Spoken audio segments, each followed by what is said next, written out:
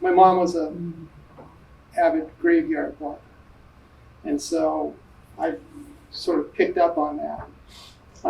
You can learn a lot of New England history, not the big events, but the small events where in a small cemetery stuck out in the woods somewhere, 5 people died within a week of each other, and children and parents,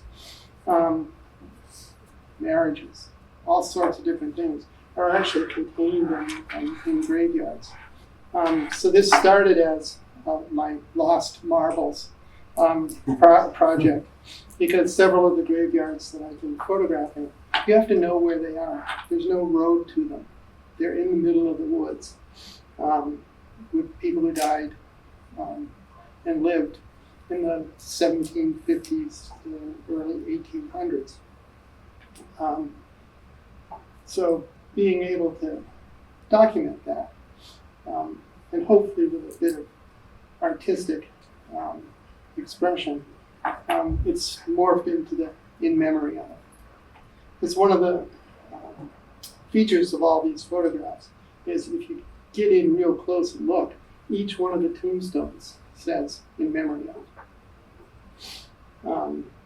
And you know, all different times of year, with snow, without snow, leaves, and it's just an ongoing project. So these were all platinum palladium prints, or palladium with sodium platinate as the other ingredient. And Richard's quick curves program. And so I printed these up, and I'm going to continue doing that. Excellent concept, Liz. Thank you. Excellent theme. Yeah. Something you never think of. I never thought of that. It's Yeah, it's a lot of fun. The portfolios, it's the one that tells more of a story. Right. And I like the process you chose for this. I think It just, as I started looking, as I was telling Steve, I went from roll film documenting my mountain climbing trips to roll film going to the desert to digital. And now I've also started using a 4x5 camera. It's a lot of fun. Yeah. But my digital camera I only use tilt shift lenses. So I'm manually focusing on things, and I've got the lens movements to be able to, sharp from foreground all the way through.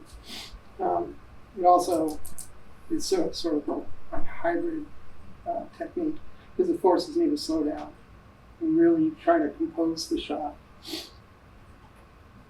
Just an overview from my standpoint.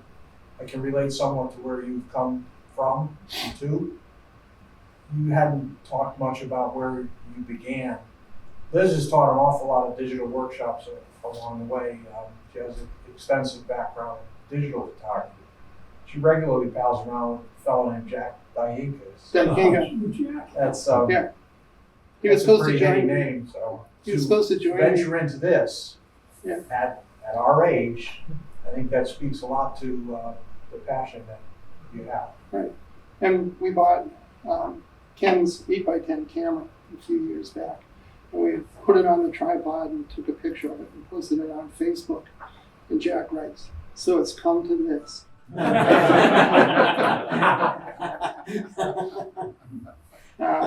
And I'm just back a couple weeks from 2 weeks in Death Valley.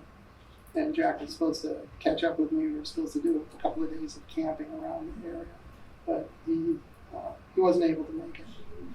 So We actually have an 810 negative, one of the first ones we made with Ken's, that would go right into this series.